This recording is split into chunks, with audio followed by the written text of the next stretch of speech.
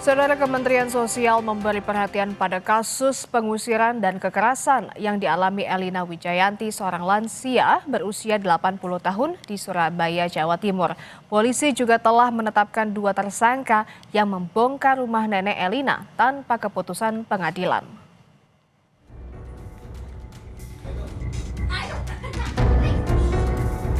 Kasus dugaan pengusiran paksa yang menimpa Elina Wijayanti, seorang lansia berusia 80 tahun di Surabaya, Jawa Timur, terus menjadi perhatian publik.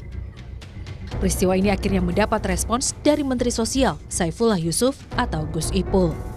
Nenek Elina diduga diusir secara paksa dari rumah yang telah ia huni sejak 2011. Pengusiran itu disertai pembongkaran bangunan tanpa adanya putusan pengadilan. Peristiwa itu memicu keprihatinan luas, terutama terkait perlindungan terhadap kelompok rentan seperti lansia.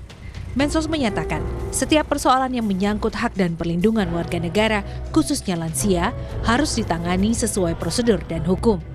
Ini disampaikan Gus Ipul saat kunjungannya ke Geraha UNESA, Surabaya, Senin kemarin. Gus Ipul juga mengingatkan masyarakat agar tidak mudah terprovokasi dan menyerahkan penanganan kasus ini kepada aparat penegak hukum. Mari lansia, anak-anak, penyandang disabilitas itu adalah kelompok-kelompok rentan yang kita lindungi.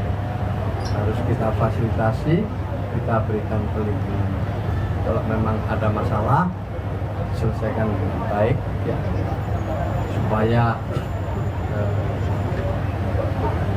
orang tua kita, kelompok-kelompok rentan ini benar-benar bisa memperoleh hak.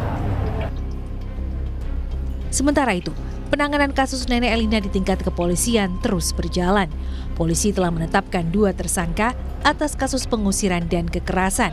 Salah satunya adalah Samuel Adi Kristanto yang diduga menjadi dalang pembongkaran paksa rumah nenek Elina. 1 tersangka berinisial MY masih dalam proses pencarian. Samuel dilaporkan oleh kuasa hukum nenek Elina atas dugaan pengusiran dan kekerasan yang dilakukan secara bersama-sama.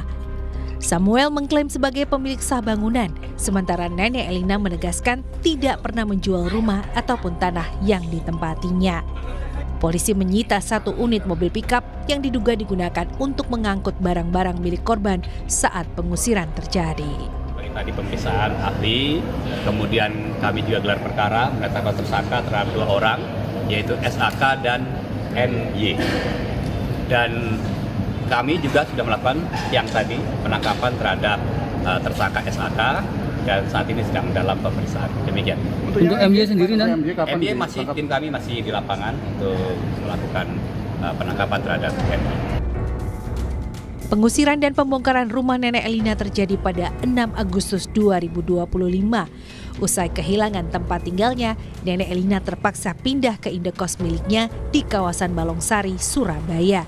Sejumlah dokumen penting, termasuk sertifikat rumah dan barang-barang pribadi korban, dilaporkan hilang. Pemerintah melalui Kementerian Sosial memastikan akan memantau penanganan kasus ini sebagai bagian dari komitmen perlindungan terhadap warga lanjut usia dan penegakan hukum yang berkeadilan. Nyoman Deni, Kompas TV, Surabaya, Jawa Timur.